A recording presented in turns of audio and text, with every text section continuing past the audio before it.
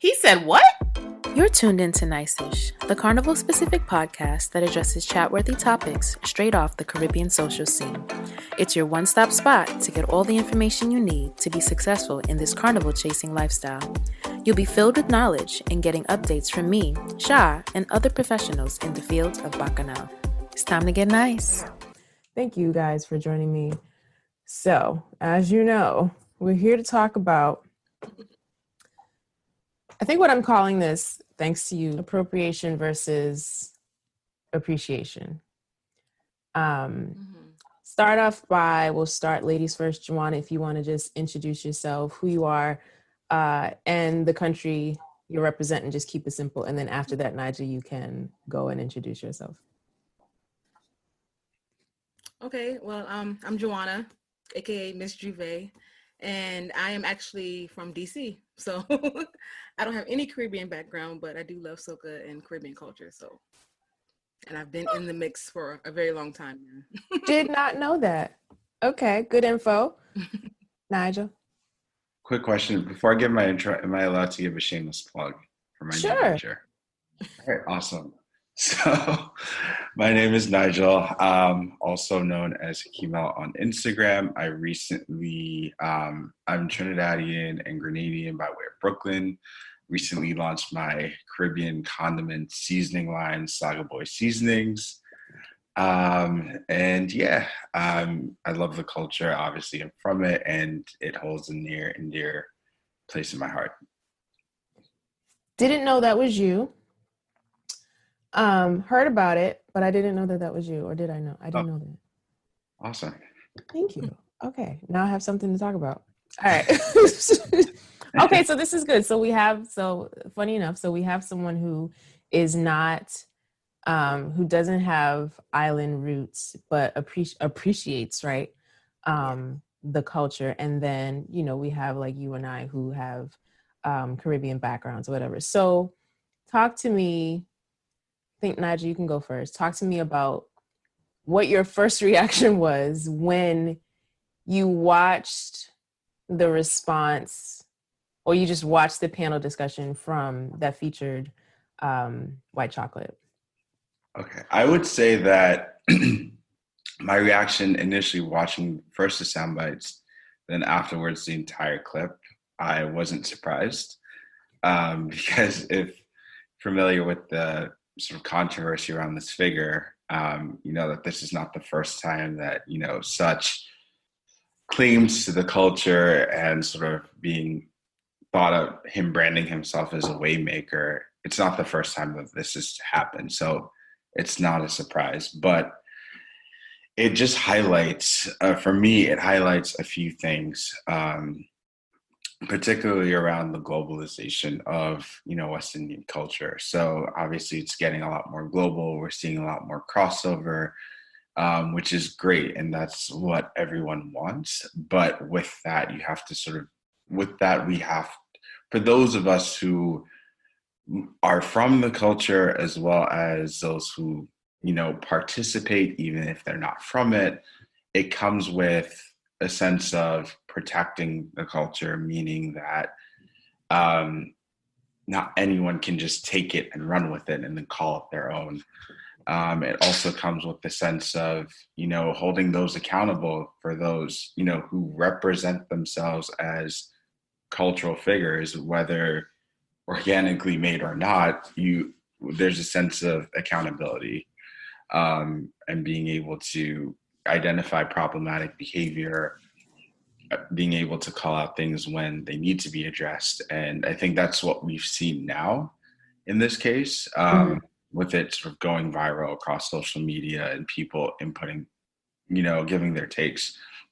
I think that, people have definitely held him accountable for his actions, and we're seeing the repercussions of it now.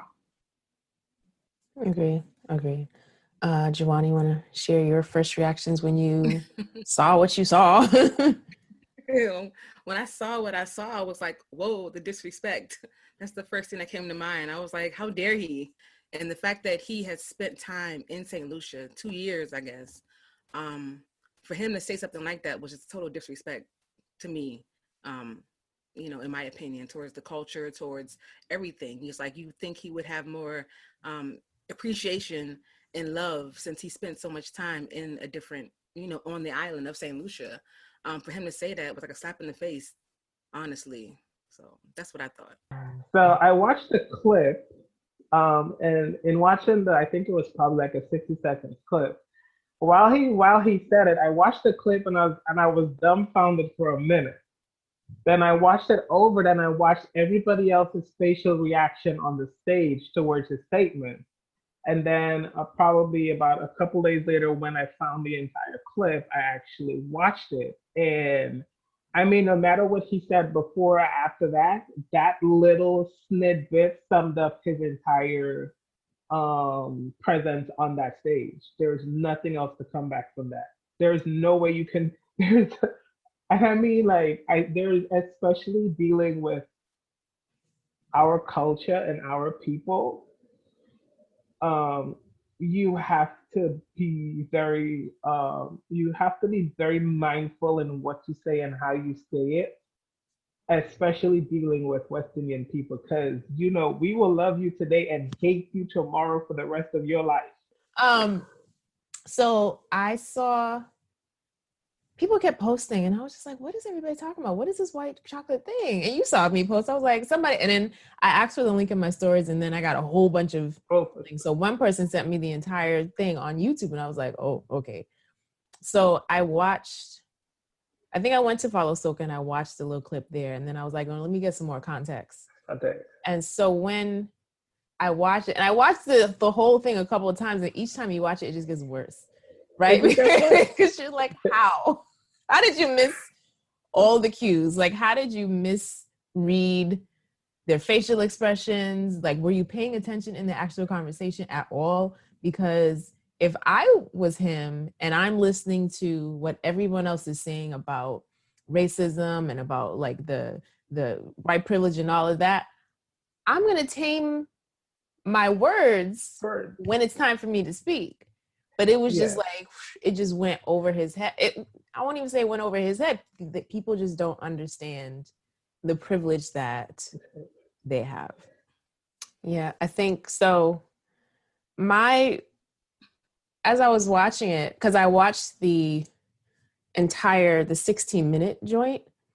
And so when he started to talk, I was just like my face was scrunched up the entire time trying to understand him. But then my first question was, how did this come about? Like, who asked you to be on this panel? Did you invite yourself? Like, I have so many questions because it's evident that the rest of the people that were on the panel were very much prepared. I don't know if they were prepared, but they articulated themselves so well, and he kind of just stuck out like a sore thumb. Yeah. And so it's like, I almost feel like, y'all set him up because you knew, like, y'all really set him up, because I just don't understand. You can see, like, there was a guy in the orange and he was just like totally like making all these faces. Yeah, he was like, no, don't say, like, nope, you're going in a bad zone. And like, then the girl that was sitting right next to him, I don't remember her name. She was going in and she was asking all like the right questions. Like, what is it that you do exactly? You know? And that is when it all started to go downhill. Yeah. So in addition to that, I'm like, you had a whole, like, 16 minutes have gone by already. And something on my eye. 16 minutes have gone by already. Like, you didn't read the room. You didn't read their faces. You didn't read, like, you didn't listen to the comments that they were making. And you still chose to say what you said. But then you find, like, the second posting that came out when someone found the joint that he wrote in February. Yeah. He's like, you know what? You can't even save yourself because this is actually how you feel. So you felt this way then, and now you're still feeling the same way. When I first heard of it, so I first saw this individual on social media, Notting Hill Carnival last year with him lining on top of a bridge. And it was like, okay, I'm like, okay, white boy from St. Lucia. The thing about it is that anybody, like, we have to realize within the commercialization of carnival, anybody can pick up a flag and represent any country. So when I saw that, I was like, well, the Caribbean is very diverse. You will have you will have Caucasian people within the diaspora of the Caribbean. So I'm like, okay, I never really followed him on social media or gave him any thought after that. All I just saw was a white boy wedding, and I'm like, okay, he could dance. That was it. You know, after that, I saw some people posted him a couple other carnivals, and I was like, okay, he gets around. I didn't know that he was that deep into it as an influencer, being paid to go to events, and it's like when something happens, you start doing your research. You start doing your research. Like, okay, I went to his Instagram page and I went back. I rewind, go to all the previous posts, and I was just like, okay.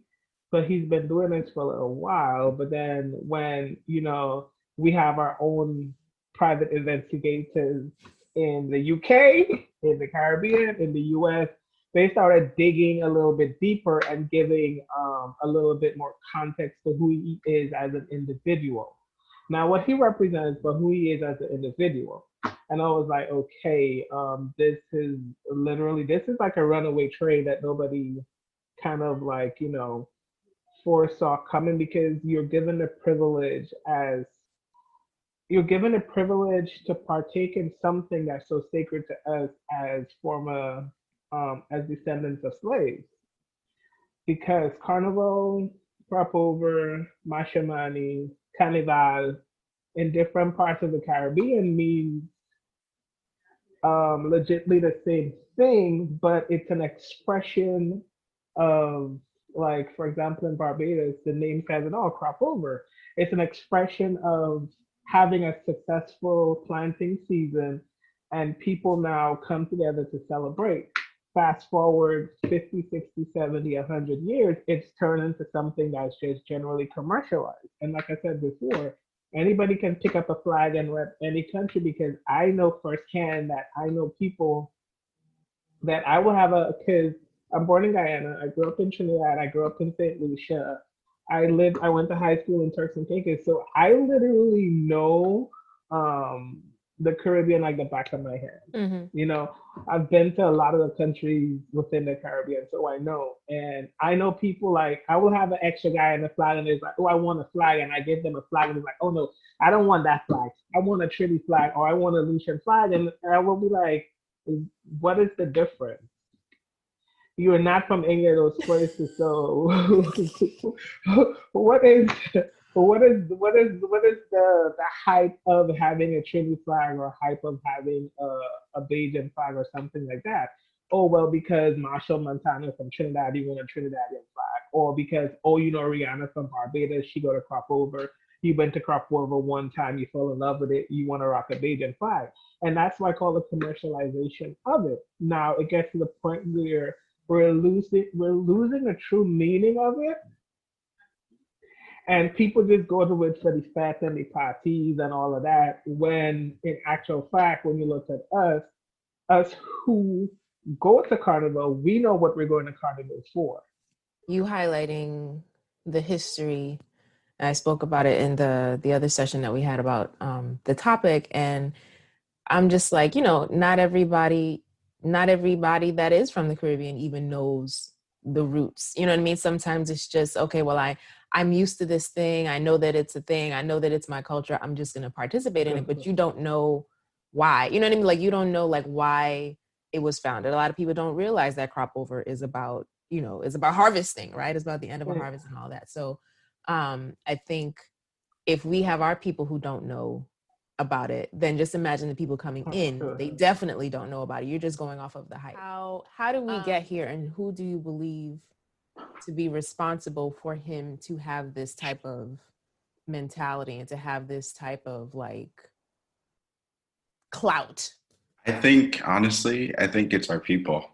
who've helped propel and help, I guess, maybe unintentionally, but I definitely think it's sort of a natural thing that has been propelled within our culture, just because you sort of see this at, whether it's at a fete, whether it's at a carnival, if there's someone who's not of the majority, so someone who's not of African descent participating in our, cultural activities, there always tends to be this idea that, because they're the one, we should sort of shine the light on them. And in this case, the light has been shined way too long, because it's definitely propelled a sense of false authority that he's claimed. It's definitely propelled a sense of, I don't know what you want to characterize it, but it's like this grandiose character. Like you say, here's what I've done, here's how they've helped me, and here's the culture that I can now claim, when he really has no ties to it. And I think that, we really need to hold ourselves accountable for this. Well, some of us, because I know for certain, I definitely have not propelled, so the one exception, like sort of gaining the spotlight. And I definitely think it's a call. It should be retrospective. So people should really assess their behaviors and see, like, how have I possibly contributed to this, and what can I do differently going forward? So I definitely think it's ingrown. I do think we need to hold ourselves accountable collectively. But I also do think that it's also on his end as well, because now he's gone around saying, like, I'm paving a way, I'm creating these platforms, when you've had so many people doing the work behind the scenes, but some have gotten the spotlight, some haven't, but regardless, they're doing the work. And he's not the first. There have been people who've owned this space authentically. So I blame him as well. Honestly, I think we all have a little part to play in it. He was very arrogant when he was speaking, and I think his arrogance comes from the fact that he's just been so comfortable. Like, he sees these numbers that he's gotten, as far as his following, 160K. That's more than a lot of the big influencers that I've been following for years. And I'm like, wow, I didn't even know he had that many followers. I don't know, I don't know how much of them are authentic, Soca carnival lovers, but still, that's a lot. And he transitioned that number into dollars and into deals and into partnerships with big brands and big bands. So I think we have a part to play in it. Him being flown out to these different carnivals and, all this type of stuff made him feel comfortable to say those type of things that he was saying, and and made it so it made him so arrogant in the fact that, like, I can say this because, I have the numbers to back it up. So honestly, like, even, we can all have our little parts to play in it, because we kind of put him up on this pedestal, and it shows within his numbers.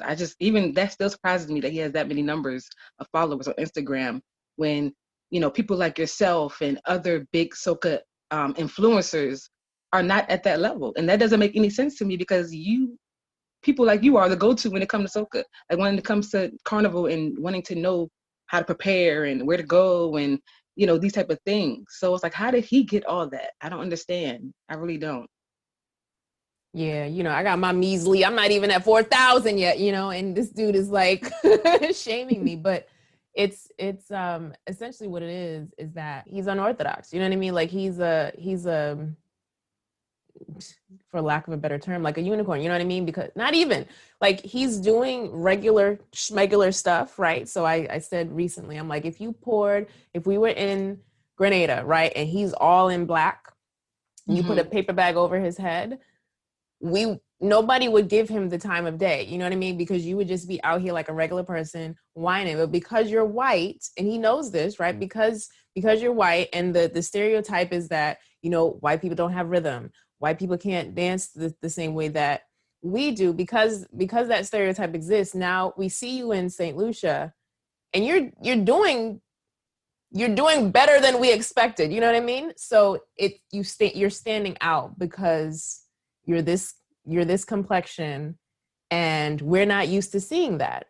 Mhm. And so people gravitate to that. And when he sees it, he's like, oh, okay, this is a thing. This can be a thing. But it's like, yeah, no, you're not paving the way for us. You're paving the way for your fellow white people. You know, that would have landed differently. Because like in my eyes, I'm like, we are the pavement. You know what I mean? Like you're not making a way for us. We're already there. And then people who are actually doing it for the culture, are already here. Like, where did you just came to, you're sucking off of us. You know what I mean? I just think he's a real opportunist. Like I was saying, I did like a little live on Instagram the other day, and I was saying that I think he's that person that no matter what, like he just fell into a situation and it stuck and he just ran with it. So it could have been like, he could have went to some other place and got into the techno scene. And next, he's a big techno person. Like, I don't think he's like, genuinely, authentically, because he loves carnival, he loves soca music. It's just something that fell into his lap and he ran with it, and which I think a lot of us, even though, we're about getting our money and we're about, broadening our opportunities, it's still like a love in this. People who really love soca, love carnival, like we're passionate about it. We spend a lot of money to go to these carnivals, to participate, to play our mass, to go to fetes, to travel. So we see somebody who is doing something and it doesn't come from a genuine place, we feel, it's like, it doesn't sit right with us, Yeah. You're not like Royal G and you're not like Inhale Me, who are actually teaching people how to do what they do, or at least try to do what they do. Where's the give back? Where's the community service in all of that? Like, what are you doing with the funds that you're making from, from all these brand ambassador sponsored situations that you're doing? So, yeah. Anyway, his whole white privilege was shining, and they don't. It baffles me when they don't understand what it means, right? To be a white person and understand what white privilege is. That is what it is. You are benefiting from this thing that we don't benefit from, because again, because you're white, you stand out. But if we wanted to model for Jamaica or whoever, we have to go up against each other, and there's only going to be a limited selection. But again, because you stand out, you're automatically going to get that spot because you're white, Yeah. That was one of the most irresponsible, foolish, deftone statement that, and that I hear. And then another thing, like Amanda Seales, I don't always agree with her stance and some of the things she pushed, but she did say something that kind of like, she said it then, but I didn't understand it until now. She said, why do we invite certain people to the table?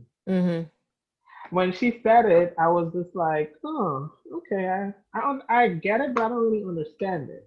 But when he said what he said, I totally understand. I got it then. It gave me the context of what she was saying, because she was saying it in terms, in a very emotional way, so I didn't take it to heart. But fast forward, I was just like, man, this chick was right.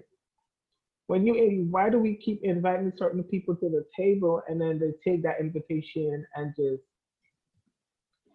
flip it all the way up, and then we're left to, like, in a sense, pick up the pieces? Yeah.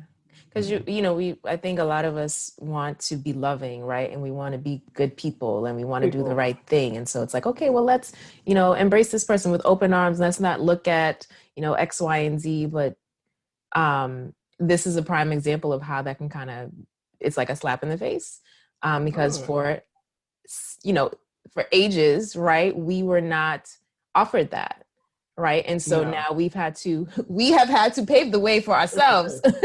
Right, to be in a certain place. And now that we have these things, it is going to be it's challenging for a lot of people to open that up, because it's like, no, we need this sacred space to ourselves, because this is legit all that we have. I think when, you know, he speaks of quote unquote paving the way, I'm like, you definitely didn't pave the way for Blacks. You didn't pave the way for Caribbean people.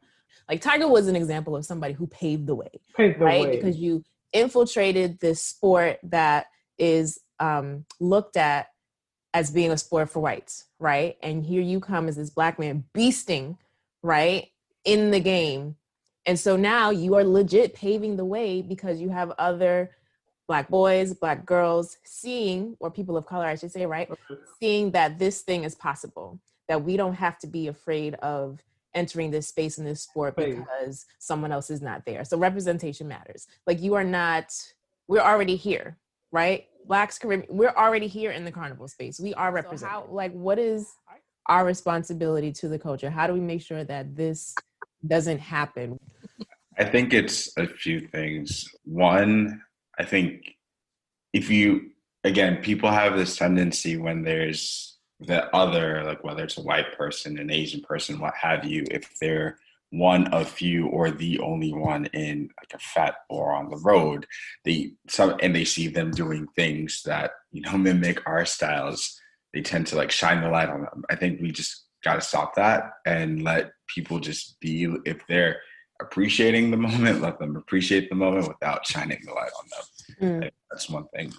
A second thing, and I saw this over the weekend, following, you know, the calling out of this guy, someone posted another person who was of Caucasian descent, who's enjoyed the culture, who's very under the radar. They said, you know, he's our original white chocolate. He's this person, like, this is the one we acknowledge. And I think that mentality needs to stop as well. That person didn't ask for it. Person's very under the radar. Like the mentality of finding that one exception to highlight, I just think it really needs to stop. And I think that's what creates the avenue for another situation like this to happen. So we have to be closely guarded and just like shift from the mentality of,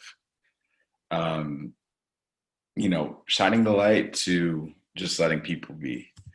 And I think that's critical. And I think also what worked really well in this case was, you know, social media has played a part in not only making him accountable, but making entities associated with him accountable. So I saw, you know, one large brand in St. Lucia put out a statement saying that, you know, they're not affiliated with this guy and they're no longer doing business with him or what have you. So I think, you know, continuing to keep the accountability thumb on social media, I think that's helpful for leveling the playing field and calling people out when they demonstrate problematic behavior. Yeah, I'm just like, yeah, if this didn't happen, if he didn't say what he said, would y'all have still been working with him? You know what I mean? Like nobody thought about it before that.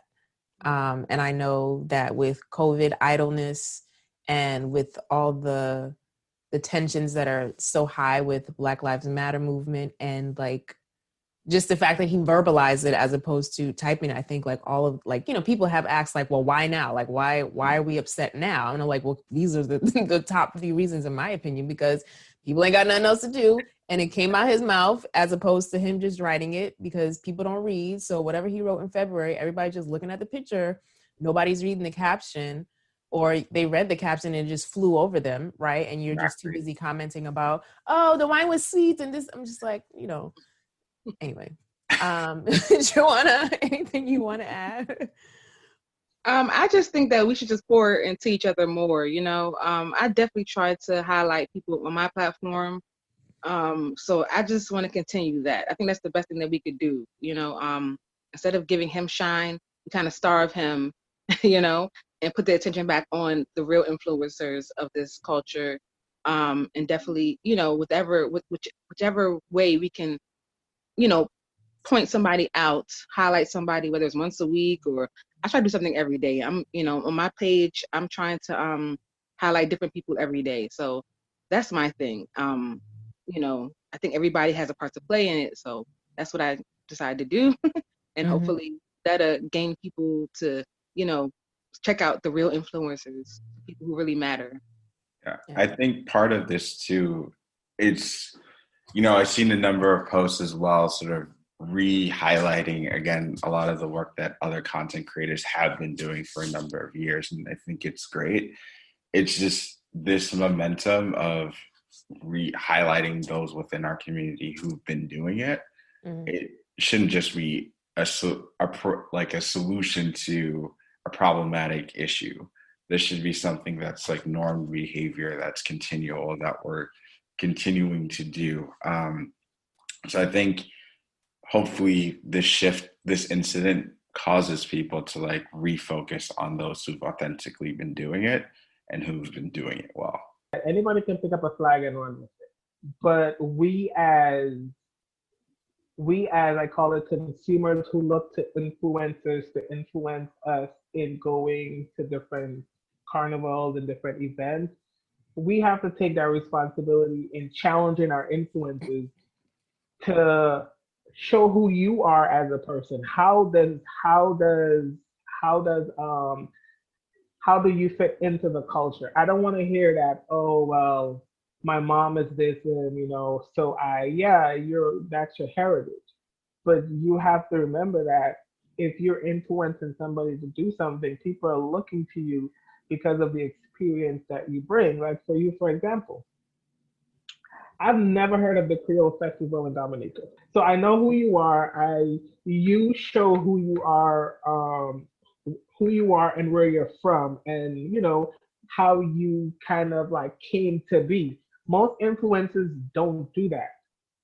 They will just go to an island and post photos if they're sponsored by a band or something, and that's it. There is no kind of like, because if you're going to your home island, I would expect you post up your family. I would expect you. That's the thing. If you say you are an influencer, when you go home, say you're Trinidadian and you go home to Trinidad, I expect you, if you're from South, to go down South and say, this is where my family is from. Oh, this is so and so. This is so and so. This is where I came to be. This is what influenced my parents, and this is the same influence my parents passed on to me. This is where it came from.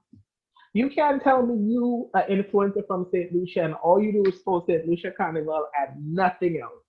Not even like, okay, go down to see where your great grandfather used to live, or go visit a grave site or something. Give us a little bit more of who you are. Don't just give us the plaster, because I know an influencer, all she does is post catalog photos. You think she here, but she here. You think she here, but she over here. Like, those are photos from her last trip that she's posting to keep it relevant. I look at stuff like that, because if I'm going to be looking to you to make me go somewhere, you need to show me who you are as an individual before who you are as an influencer. Like, now I really want to go to Dominica. I know how to get to Dominica because of that Dominica experience that you had. Not the whole going back to Barbados and coming back. But say, don't take the boat. Do not take the boat. Go to Puerto Rico. And now Caribbean Airlines started flying to Dominica, I think, from yesterday. Okay. Between Barbados and Dominica. So they're like, now they're more optionally at folding up and that whole nonsense what they got going on with that. Mm-hmm. So Caribbean Airlines. So when you look at stuff like that, influencers don't show us that. They don't show us who they are as a person or what influenced you to be an influencer in a space. And that is one thing that I think a lot of us will push for. We don't want to see the whole grand scheme of things. Like, show who you are as an individual and build on that as a brand. Mm-hmm. Because you're a brand. If your brand, your portfolio is so diverse, like, I don't even know where to start. I feel like it's a double-edged sword sometimes, though. Like, it's like a good thing and a bad thing because, you know, you have the people, like, you might appreciate it, but you have someone else that might be coming for something specific, but they don't always get that. So I'm working on it. So yeah, because I mean, like, I just say this because it's the onus is on us, the consumer, to make sure that the people who are influencing us in something is authentic and they're not just in it for the money. Because you have every carnival, kid you not, every carnival over the last 2 years or 3 years, you have had influencers who represent a band, and then, you know, people, because they push the band, people start signing up and stuff like that. Come costume pickup day, this person again a costume, the costume half-ass. This the costumes ain't even made and ready. Makeup artist supposed to come, nobody came. So I'm saying, like, if you're an influencer, now you're responsible. You're the face of this situation. Now people are looking to you for answers, and what do they usually do? They just delete their page. Especially if the contact is through Instagram, they will just delete that page, and now you're left with so many questions and no answers. Yeah. If you want to just let everybody know where to find you, if you want to be found, and we're gonna end. Okay. Joanna. Well, thank you so much for having this little discussion. I appreciate it. I can be found on Instagram, of course, Miss Juve, and Twitter. You could find me and my passion project, Saga Boy Seasonings, on Instagram. It's SAGABOY Seasonings, SEASONINGS, all one word. And yeah, that's where you'll be able to find my creative outlet. Awesome. I'm going to follow right now. And probably going to order some. I just started shipping, so. Yes. Congratulations. Thank you. Yes. Oh, now we got to bring you back on so you can talk about the whole yes project. I'm happy. Right. If anybody want to add me, they don't add me. All right. They have a road by my home there that's not well. Every time carnival happening, they the truck passing. Now I have one question asking. Who that pay for it? Listen, I tried at first. I heard the news. Somebody tagged me to this interview, and I was like, oh my God, do I even want to read this right now? So upon further review and having a chance to really sit with how I felt about it, because I definitely was a fan of the wine, and I'm following him right now. Like, I know people are like, unfollow. I'm just like, yeah, I could. But if you can follow 50 Cent, I can follow White Chocolate. Here's what I feel about it. I can't join the hate train because we have had a very big part in this, right? And I'm pretty sure that there have been promoters, artists, all types of people on the carnival scene that have been in this man's ear, hyping him up for what their brothers was already doing around them. Talking about, you know, you could do this, you could do that. Because remember, carnival has always had a problem with colorism and honoring whiteness and always looking for the lightest, brightest. And we're always in awe when a white girl's whining, right? Listen, he was just stupid enough to open his mouth and actually say the words that the rest of them are probably thinking, like, yeah, I'm the shit, because we've told them they are. We got a huge hand in this. I would first like to say that I have been warning you all people about this for years. We need to stop inviting people to the curry queue, not the barbecue, but the curry queue.